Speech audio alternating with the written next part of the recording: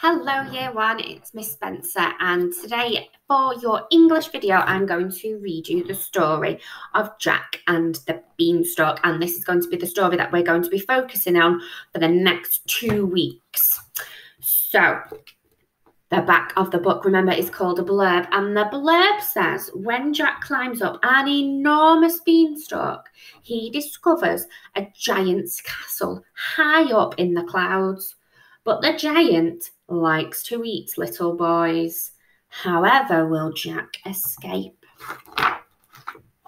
And the front cover is full of magic beans. They play an important part in the story, don't they? Deep in the countryside lived a widow and her son, Jack. Their cottage was crumbling, and their clothes were patched. They were very, very poor. One day, Jack's mother said, "We must sell our cow to take her to market, Jack, and bring home some gold pieces." And so he set off for town. But before Jack got very far, he met a strange little man. "That's a fine cow," the man said. "I'll swap you 5 magic beans for her." "Magic beans?" said Jack. "Are they really magic?" "Magic they are, or chop off my beard and knit it into a jumper," croaked the little man. Magic beans! Jack couldn't wait to tell his mother. He clutched them tightly and he ran all the way home.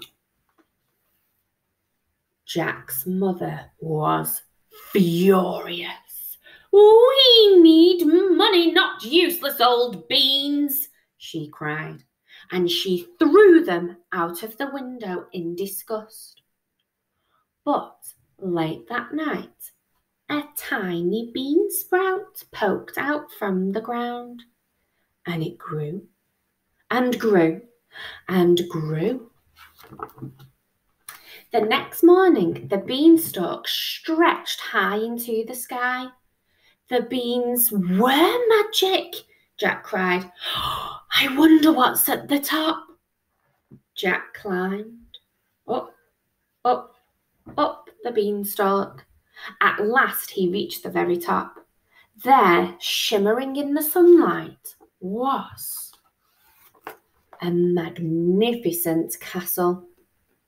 Just then, Jack's stomach began to rumble.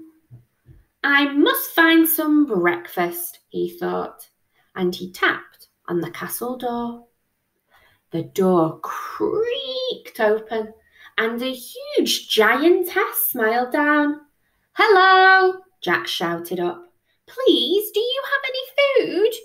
"You poor thing," boomed the giantess. "Come right in, but quickly before the giant gets up." What a marvellous feast! There was an enormous loaf of bread and a gigantic jar of jam. Jack tucked in at once. But suddenly, the room began to shake. Boom, boom, boom. "Goodness me," cried the giantess. "He's coming!" And she shoved Jack under a teacup to hide. In the room stomped the big, scary, hungry giant. "Fee, fi, fo, fum, I smell the blood of an Englishman," he said. "Be he alive or be he dead, I'll grind his bones to make my bread." "Don't be silly. There's nobody here but us," the giantess said. "Now go and wash before breakfast." Jack trembled and shook. "I must leave now," he thought.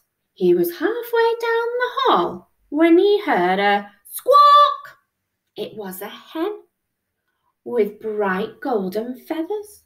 "Help!" she clucked. "Set me free, and I'll lay you golden eggs every morning."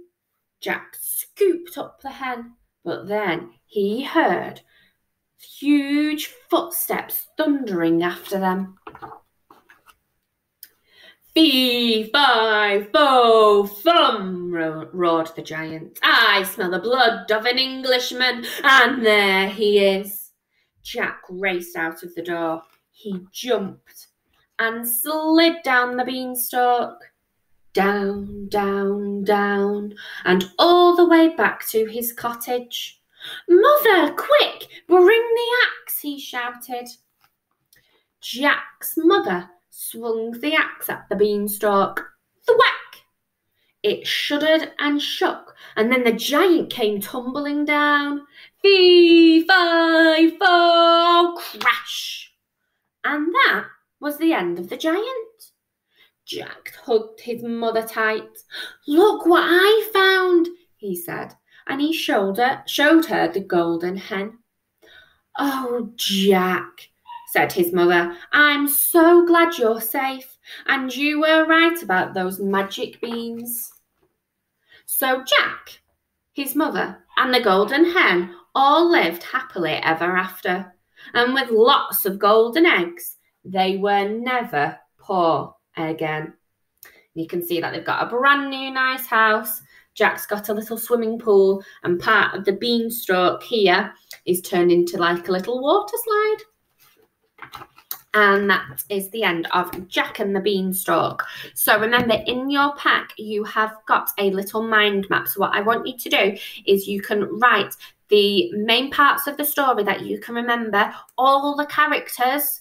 You can write where it was set, what the characters were like, how to describe them, and keep that safe because you will need it for the week, because we're going to be doing lots of work on Jack and the Beanstalk and lots of brilliant writing too.